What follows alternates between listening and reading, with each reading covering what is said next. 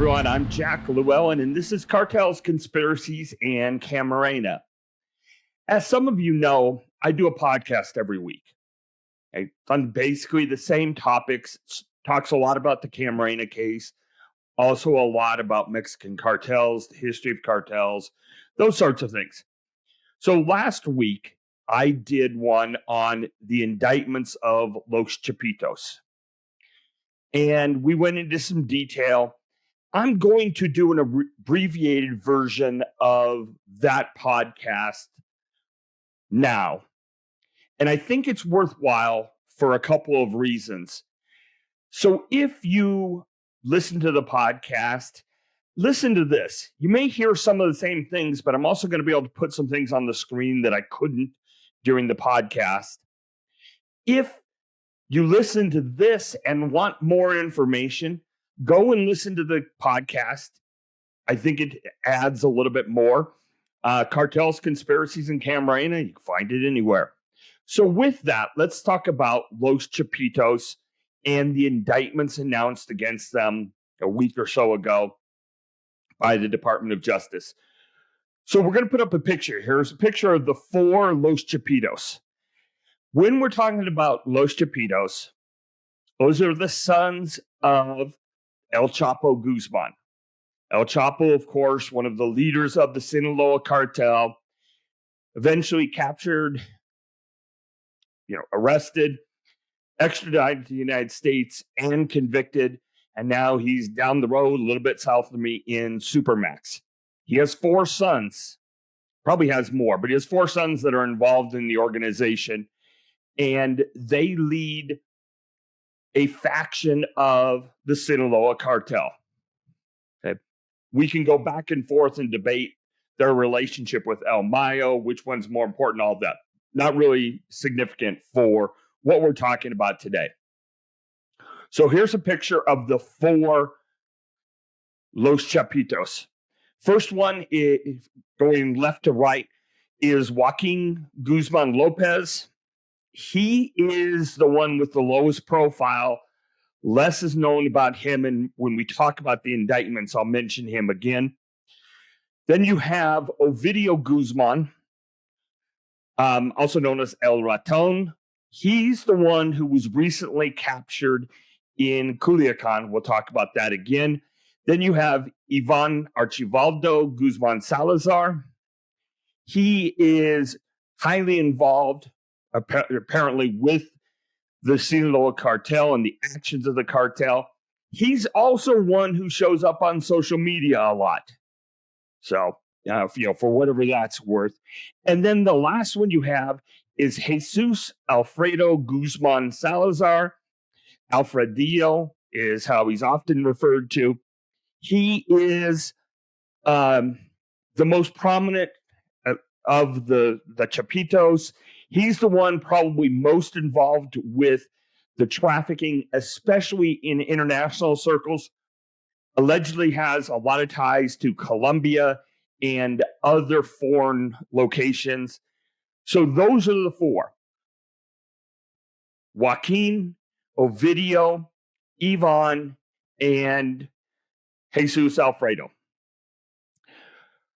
Ovidio was captured in January of this year in a big raid in Culiacan. Okay? Talked about it in the podcast. Lots of interesting things about that raid. But one of the things that was really interesting at the time was the reporting of a couple of people in Mexico saying his location was given to the Mexican government by the DEA. And at the time, we weren't really sure how accurate that was. But now it's a little bit interesting as we start to look forward and look at what has happened. So what happened about 10 days ago with respect to the indictments? Essentially what happened is the government unsealed indictments in 3 federal courts against Los Chapitos and about 28 other defendants. The courts were the Southern District of New York, the Northern District of Illinois, and the District of Columbia. Now, what's interesting is in the biggest one, which is the one in the Northern District of Illinois, Joaquin isn't mentioned at all. So he's not one of the defendants. It's the rest of the Chapitos. And I'm going to read to you in a second here some of what the Department of Justice said in announcing these indictments. And notice how Joaquin's name is left out. So, in essence, what the government has said is the fentanyl crisis, or they said this at the announcement of these unsealed indictments, the fentanyl crisis can be laid at the doorstep or the feet of Los Chapitos, and that makes them public enemy number one. So I'm going to read this very specifically. I want you to hear what the spokesperson for the Department of Justice said. The DEA and our law enforcement partners took down the previous leader of the Sinaloa cartel, Joaquin Guzman Loera, or El Chapo, who is now serving a life sentence in a U.S. prison for his crimes. But El Chapo's sons, Ovidio, Ivan, and Alfredo, known as Los Chapitos, became the new leaders of the Sinaloa cartel. They inherited a global drug trafficking empire, and they made it more ruthless, more violent, more deadly, and they used it to spread a new poison, fentanyl. Let me be clear. The Chapitos pioneered the manufacture and trafficking of the deadliest drug our country has ever faced. And they are responsible for the massive influx of fentanyl into the United States. Today's indictments strike a blow against the Chapitos and the global network they operate, a network that fuels violence and death on both sides of the border. The Department of Justice statement concludes with this: today's indictments are only the beginning. This case should send a clear message to the Chapitos, the Sinaloa cartel, and criminal drug networks around the world that the men and women of the DEA will relentlessly pursue you to save American lives and to protect the national security of the United States of America. Okay, so as I said, no Joaquin when they're talking about fentanyl. Okay, pioneered by Los Chapitos. They don't mention El Mayo. They don't mention CJNG. Nothing is mentioned about any other cartel. This is all being placed on Los Chapitos and, by extension, the Sinaloa cartel, or at least their portion of it. Now, what's really fascinating, too, is what the DEA administrator said at this press conference.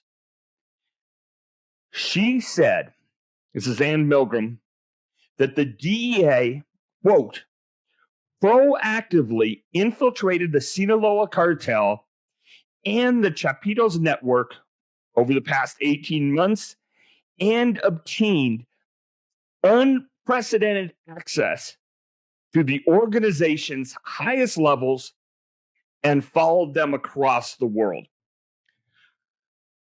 So that's pretty interesting, right? And one of the questions that we asked, especially in the podcast, is, why do you say this? Hey, we've infiltrated you and we know a lot. So now figure out what it is we know and do stuff different. I don't know. It seems a little odd to me and a little peculiar of how this announcement came out and what it really says. And again, I'm concerned or question the fact that none of the other cartels are mentioned. And if you're somebody like CJNG, if you're El Mencho, sitting in Guadalajara or wherever he is right now, and you see what's happened to Los Chapitos, and they say, hey, we infiltrated the organization at the highest levels. Well, shoot, aren't you saying to your security people, your lieutenants, your trusted people, hey, check out your men. Make sure this isn't happening to us. So again, I find it fascinating to think about. And I know there are people who are smarter about these sorts of things than I am who listen to this. If you know the answers or if you have a better explanation, please let me know. Now, a couple of other things to talk about. First is Mexico responded kind of as you might expect.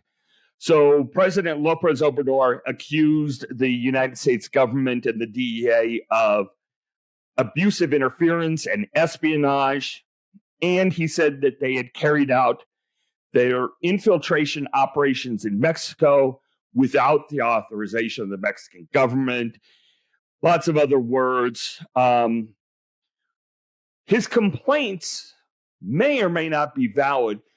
And if you are on social media at all, you've seen some former DEA agents and people of that nature saying, well, geez, it's entirely possible that this infiltration didn't actually occur in Mexico, that they could have just as easily done it through people in the United States or through means without really doing what you would call spying in Mexico.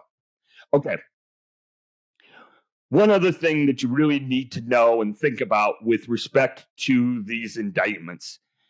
In connection with the indictments, the DEA put out a PowerPoint presentation.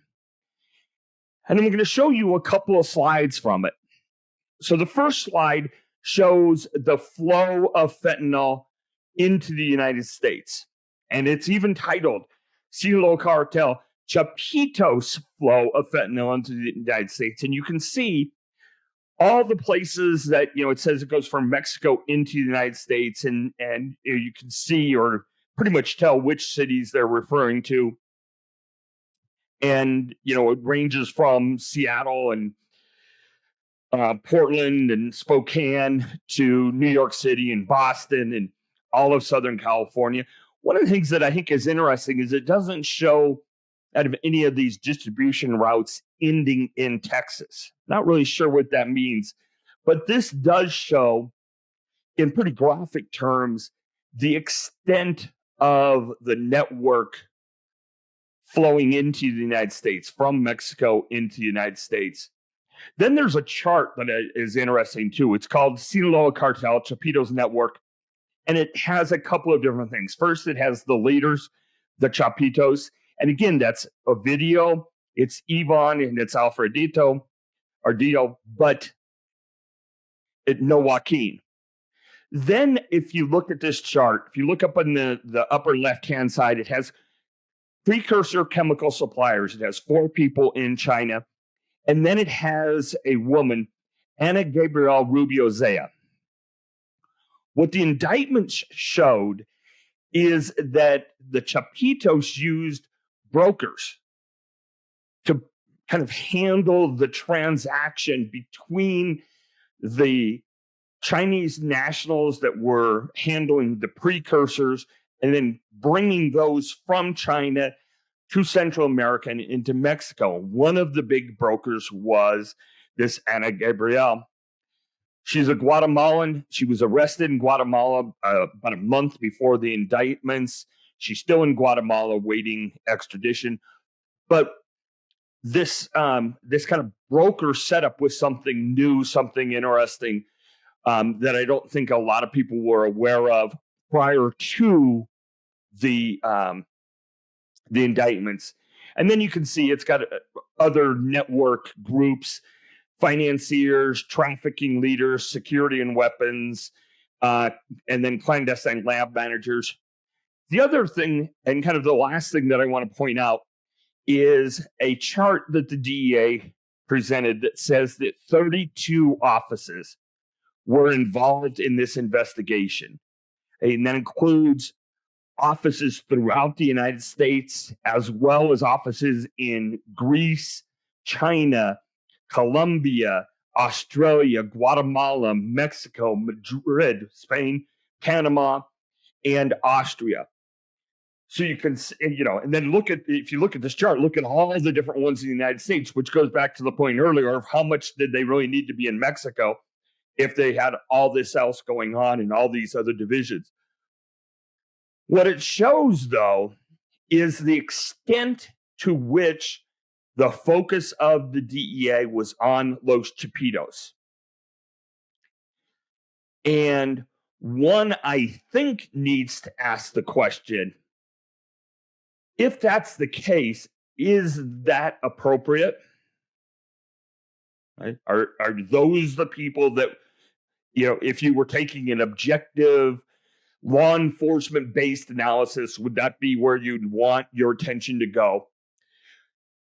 Has this been done to the detriment of or in connection with similar investigations into CJNG and other groups? What does it say about El Mayo, who again isn't mentioned at all in any of the materials? He's still there, right? He's still active. He's still got his side of the cartel. What does this all say about that? And last, what do smaller cartels still operating in Mexico or newer cartels or people who want to be in new cartels think about this? Is somebody saying, hey, they're going after Los Chapitos, there's going to be a void. The demand in the United States isn't going anywhere. There's going to be a void. Let's us start filling it. And by the way, they just showed us a flow chart of how it all works, so we can do that. So again, we talked about this in more detail in the podcast. I think the indictments are fascinating on this grander scale, forgetting exactly what is going to happen with Los Chapitos, but what does it mean in a broader scale for cartels in Mexico, for the relationship of cartels, the relationship of groups and factions within the Sinaloa cartel. And to me, those are the interesting things to look forward to and to take into consideration when we're thinking about policies and other things that are going to, come up with respect to the United States, Mexico, Mexican cartels. So there you have it. Again, if you want more information, look for the podcast. Otherwise, that's been Cartels, Conspiracies, and Camarena for today. Have a good day.